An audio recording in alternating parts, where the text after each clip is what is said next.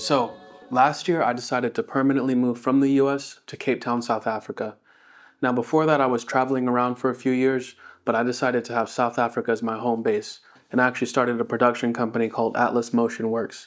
All of the B-roll you'll see in my videos is done by me or the people that work with me in that company. So the first thing I didn't expect when coming to South Africa, and it's something I noticed instantly, is just how different it is socializing here when compared to the US. So the way people socialize and interact with each other, I think, is one of the main things that can define a culture.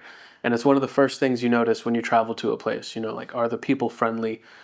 Is it easy to interact with new people? And I think when I came to South Africa, it was one of the things that instantly hooked me. People were so friendly, so welcoming, and so helpful. Shit is crazy, bro. It was like 12 seconds, and then I see the post, and then it's a good post. My dog. Amazing. And the corn fritters, and the corn fritters. I have the corn fritter. That's amazing. So socializing is a thing that I think is a bit more baked into the culture in South Africa when compared to the US. Communities are a little more tight-knit, and it's just more common for people to just engage with strangers, and it's not seen as a weird thing. So in the States, I'll be completely honest with you, socializing kind of sucks. It kind of sucks. A lot of times you have to drive from one place to another. There's not as many communal spaces, and you have a lower chance that you just run into random people if you're driving from point A to point B.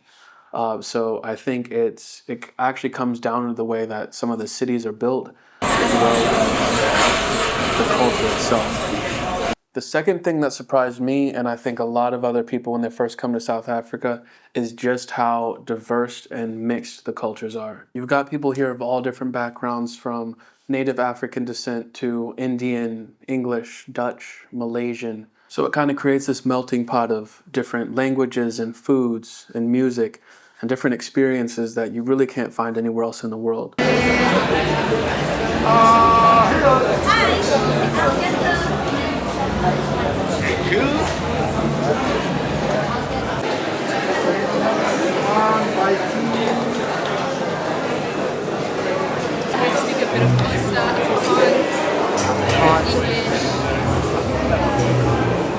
And a bit of Swahili, which is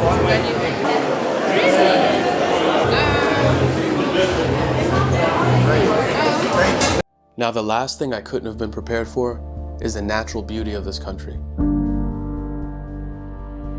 South Africa has some of the most diverse ecosystems you could find, and there's really no other place like it in the world.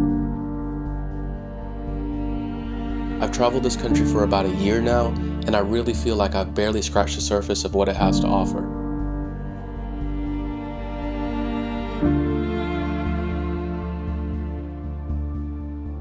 Of course, I'd seen pictures and videos before, but it's nothing like actually being there.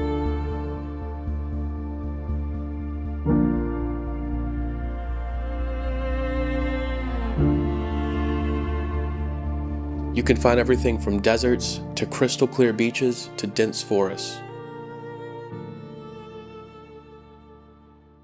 So by no means did I hate living in the US. I really enjoyed it there, actually.